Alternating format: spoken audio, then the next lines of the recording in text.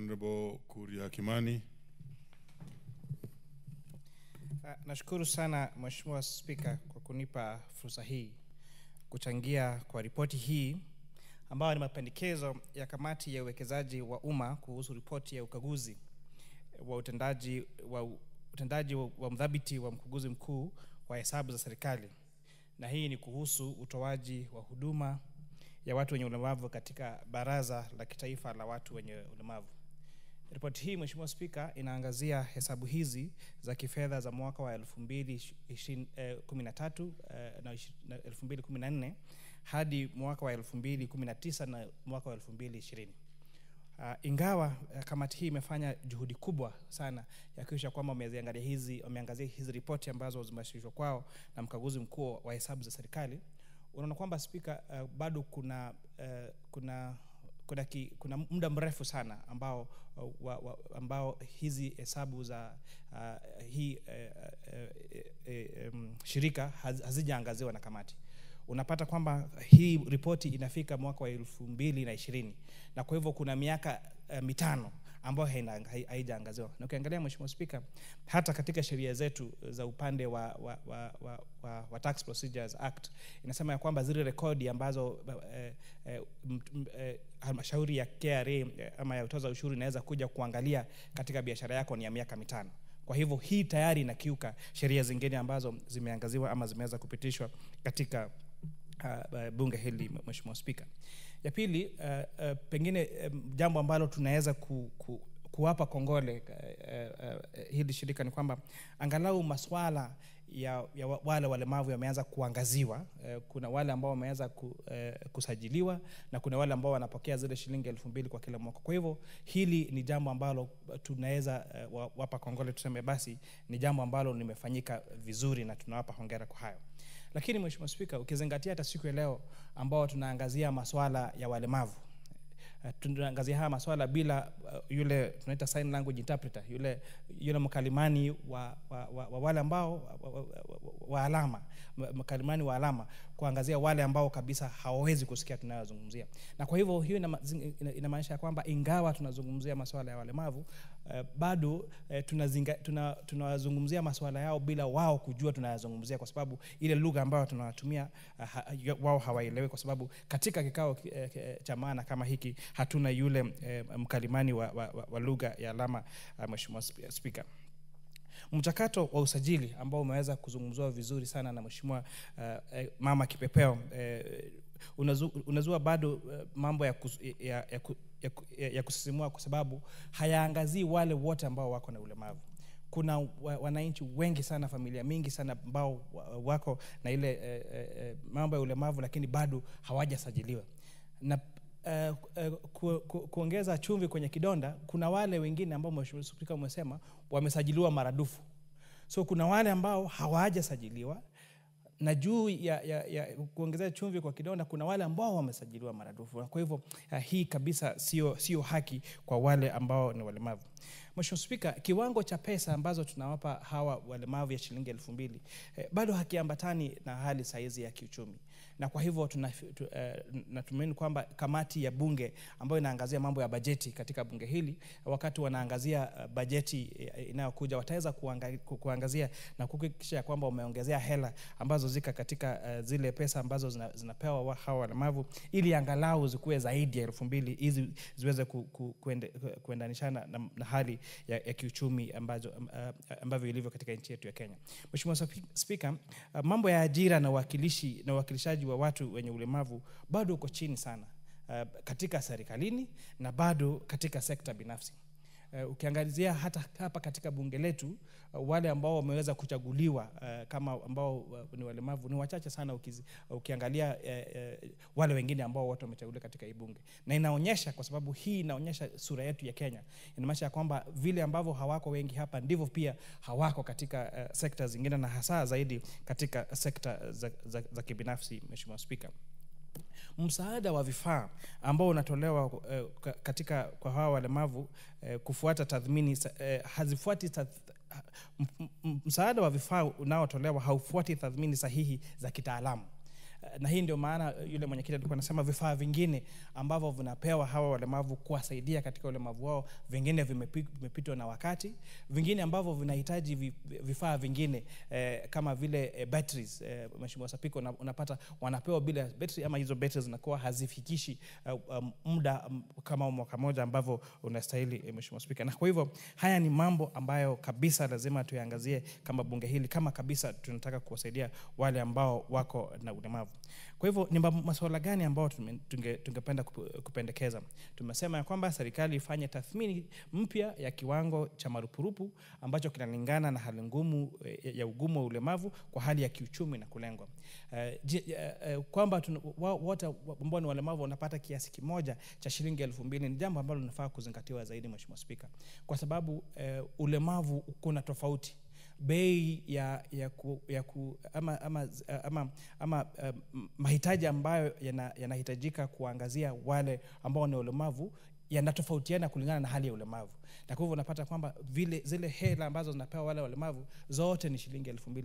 Na iwapo wengine ni walemavu kiasi kwamba hawezi kutoka kutembea, wengine wanahitaji hata pengine diapers na maneno mengine. Kwa hivyo nafikiri tunafaa kuangazia kutumia teknolojia kuweka kiwango cha marupurupu ambayo kwa hawa walemavu kulingana na hali ya ulemavu ambayo hawa walemavu wako nayo.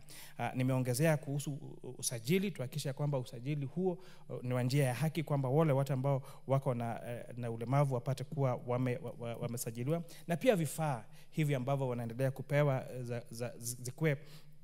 zibadilishwe ziwe za uendelevu, ziwe na usawa, na zikuwe na athari ya wale wanaolengwa. Mheshimiwa Spika, Waswahili walituambia kwamba mtu ni utu, si uumbile. Hii inatufundisha kuwa dhamani ya mtu haipimwi kwa uwezo wa kimwili, bali kwa utu wake, heshima yake na mchango wake katika jamii. Nakumbusha pia kwamba ulemavu si udhaifu, bali ni utofauti.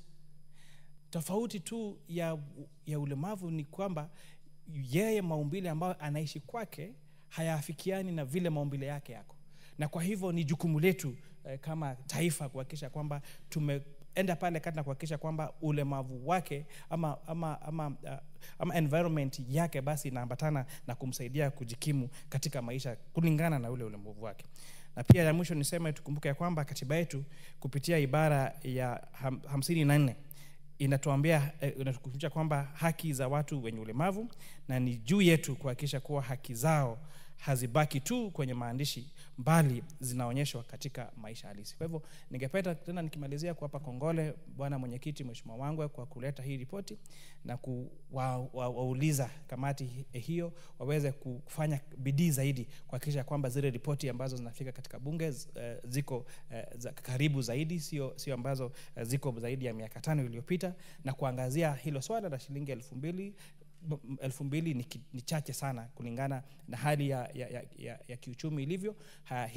Hizo pesa ambazo unapewa hawa walemavu kuhakikisha kwamba tutafute jinsi ya kutumia teknolojia kuwapa walemavu kulingana na hali yao ya ulemavu, ili wale ambao wanahitaji hela mingi sana kusaidiwa basi wakuwe bado wanapata hela mingi. Na nikukumbushe sisi wote wale ambao tunasema hatuna ulemavu, tuko sekunde moja kutoka kuwa walemavu kupitia kwa ajali ya barabara ambao kila siku tupo. Wengine unaweza anguka kwa bafu, wengine ukakuwa mgonjwa, na Mungu akujalia miaka mingi ya kuishi humu ulimwenguni, ufikisha pengine miaka 100. Ukifika 100 pengine hutakuwa unaweza kutembea. Kwa hivyo utahitaji wengine kuja kutuangalia, na kwa hivyo ni lazima sana tukubaliane kama bunge tujali kabisa maslahi ya hawa walemavu. Asante Mheshimiwa Spika. Asante sana Mheshimiwa Kuria Kimani kwa Kiswahili sanifu. Now let's hear from the Honorable Anne.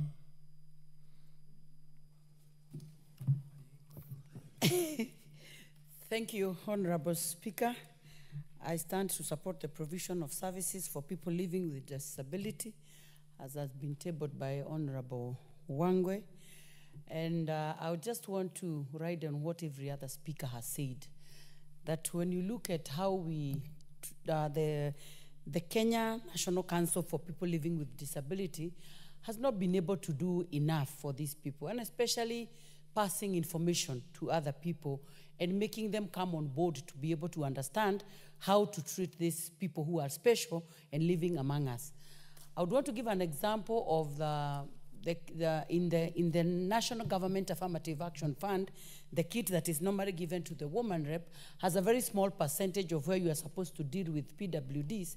And I can be able to tell you that even by the time I was elected, get the statistics of the people that are living within Kiambu County and are disabled was such a big task that at some point I had to take myself to the National Council for the People Living with Disability to know where to start, because you don't even know where to get the information. And when you start talking to them, they will now start telling you how much they are struggling to also be able to get even the card. So we are saying that this issuing of their cards need to be devolved. Just as we do Huduma, we can have it even within Huduma, where these people know where they can be getting their cards, so that we ease their way of doing things. And above all, let them also involve in employment, let them involve a number of these people who are able to understand. Like now, personally, I involved a disabled person in my board, so that you'll be able to be taking care of these people, because you realize when you bring on board such a person, in a times when people will at some time forget, not intentionally, but by the fact that maybe you do not have so many of such people around you. So when you have such people in so many boards that are involved in such things, then they'll be able to be presenting these issues of these people. And above all, I would also want to talk on the increment. From the 2,000, when you look at the 2,000 is to the person who is disabled. But again, we are forgetting, there is also somebody else who is not able to exercise their duties or even to work just because they have to take care of this person that is disabled. So when we look at these people, we realize that we have 3 people that are already incapacitated, maybe 2 taking care of this person. So if we look at these issues as a house, I would want to thank Honorable Wangwe so much for looking at this and tabling it with such a passion, so that as a house, we look at the issues that these people are going through every other day, and we take it upon ourselves that we need to be involving them and bringing them on board so that we are able to understand the issues they go around with. And finally, Honorable Speaker, I one time tried to bring on board the people living with albinism in Kiambu County. And I realized they were more than what I could provide with NGAF. So when we look at this and also look at the issues of the women reps who are mothers and feeling issues of serving these people with a passion, I would also want to say that it should also be considered that even as they consider the people to be working with these people, the CHVs who are already in the communities serving in other issues, they also bring the mama counties on board, because we have a kitty where we are doing that, so that they also use us to reach the same people. And as we look at this issue, then we're going to ease the burden that these people are going through every day. I submit and thank you, Honorable Speaker, for this time. Great. There being no further interest in this particular one, let me ask the mover to reply. Thank you very much, Honorable Speaker. Allow me to first and foremost appreciate my colleagues for really weighing in, making suggestions, and reaching the report further, such that, Honorable Speaker, whoever is going to read the Hansard, together with the report, will really make good of what is supposed to be done and what the Council for Persons with Disabilities can now do. Honorable Speaker, I'm also happy for the presentation taken by Honorable Kuria Kimani, especially in Kiswahili. It's very tricky to get a man of numbers being able to express the numbers in Kiswahili. It's a very, very good impression that not all of us can speak just English. We can speak both bilingual or even 3 languages at the same time. I want to appreciate the woman rep for Kiambu, that what she has weighed in, especially devolving the council activities, is a key thing, Honorable Speaker. Let it not just sit in Nairobi and say Nairobi is the best, but let us also look at it downwards. And thank the honorable member who seconded me, the Mheshimiwa County Rep for Busia, that the contribution she has made is wonderful. It's all round, and it enriches us, together with the honorable member for Matayos. That, Honorable Speaker, it's not just the Auditor General who had seen the issue of persons with disabilities. Even the member for Matayos had seen it before. What can we do as a house? Now that we have the report, the Committee on Implementation, I wish that they take it up strongly, Honorable Speaker, that they move away with it so that after 60 days, let them now make sure implementation is done. Budget cycle should be checked.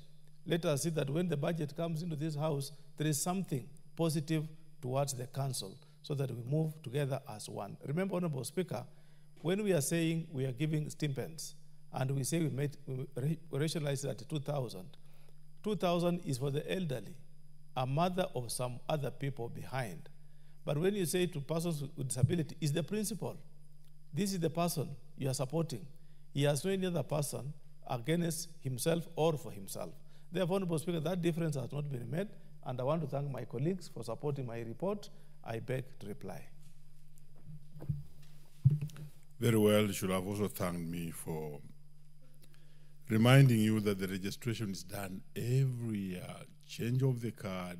Every time they have to pay money, and you are told this card cannot work this year, next year another one. When you retire back to your table and you meet the auditor and other authorities, please check on that. Honorable members, we shall defer putting of the question to this particular one until the next sitting. Next order. Order number 14, motion, consideration of the 5th report on the financial statements for the NGCDF accounts for 6 constituencies in Busia County.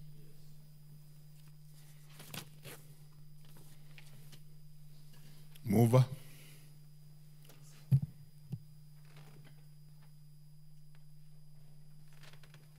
Very well, honorable members. The mover to this one had actually asked permission because he's engaged elsewhere, and therefore we shall also defer this particular motion to the next sitting. Honorable members, let's be upstanding.